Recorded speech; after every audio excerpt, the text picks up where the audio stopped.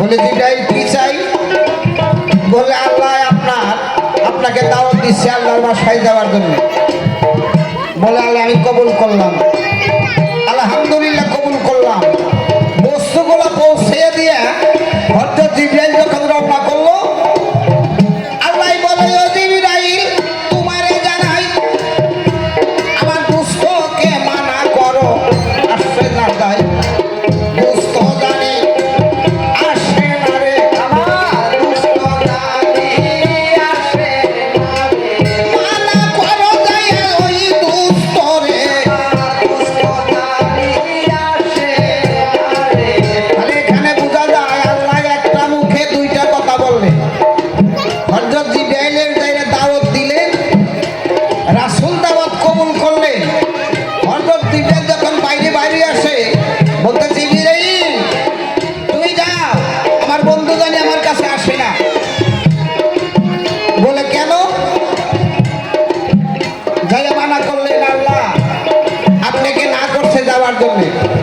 বলে কেন?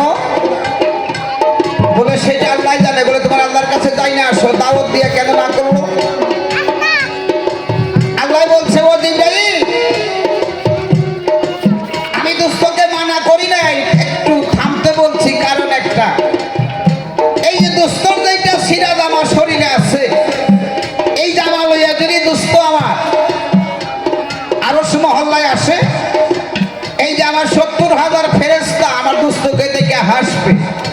তাই আমার দুস্থকে বলো যে বেস্তখানার থেকে বেস্তখানার পোশাক আমি পাঠাইতেছি, ওই পোশাক লাগে যেন আসে। এই খবরটা যখন জিব্রাইল রাসূলকে দিল, সেদিন আমার নিজের নবী ওরে চোখের পানি ছাড়ে,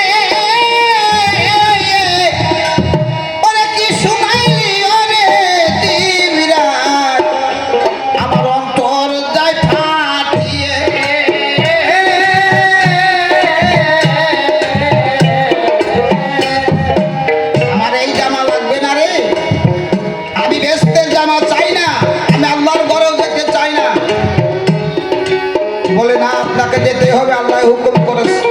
বলে তাহলে আল্লাহকে বলো পৃথিবীতে আমার গুনাহগার উম্মত আছে, আজকে জানি নতুন জামা লাগে আল্লাহর ঘরে যাবে, এই পৃথিবীর আমার গুনাহগার উম্মত তারা নতুন জামা কোথায় পাবে? আল্লাহ জিব্রাইলের দ্বারা মাধ্যমে বললেন আমার দুষ্টকে বলো এই আমার খাঁটি বান্দা, আমার দুষ্টর জন্য খাঁটি উম্মত আমি আল্লাহ স্বয়ং কথা দিছি, তাদেরকে যখন বেস্তেখানা আমি দিব, ওরে নতুন জামা পরাইয়া বেস্তে দিবে। তাই রাসূল আমার উম্মতের জন্য কত কাঁদছে, তাই বেস্তের পোশাক দিবে যাইয়া, বেস্তের পোশাক দিবে যাইয়া, সেদিন আমার সাই কিবরিয়া বেস্তের পোশাক দিবে যাইয়া। এই পর্যন্ত দিদার ছিল ওরে নাতি ভাই, আমি তোমার একটি কথা জিজ্ঞাসা করে নাই, একটু চুপ থাকবে। আমার নাতি ভাইয়ের কাছে জিজ্ঞাসা চলে না, তবু না করলেও হয় না। আচ্ছা নাতি ভাই, তুমি জগৎ ফাতেমার ছেলে, জগৎ ফাতেমার ছেলে, তুমি হয়েছ হযরত আলীর ছেলে। যাকে সৃষ্টি না করলে, রাসূলকে সৃষ্টি না করলে একটা পৃথিবীতে কোনো সৃষ্টি হইতো না, সেই রাসূলের নাতি। আমি তোমার কাছে জানতে চাই, তুমি ছোট ইমাম, বড় ইমাম, ছোট ইমাম দুনো ভাই জন্ম পাওয়ার পরে মা কেন দুইটা হাত বেঁধে রাখে, তন কেন খাওয়ায় না? নাতি ভাই তোমার কাছে জানতে চাই, কোন অপরাধে, কি উদ্দেশ্যে তোমাদের তন খাওয়ায় না? মা সে তো দয়ালু মা, তোমাদেরকে তন কেন দিছিল না? অপরাধটা কি ছিল এটা তোমার কাছে একটু জিজ্ঞাসা করি। আর যদিও তন দিয়েছিল,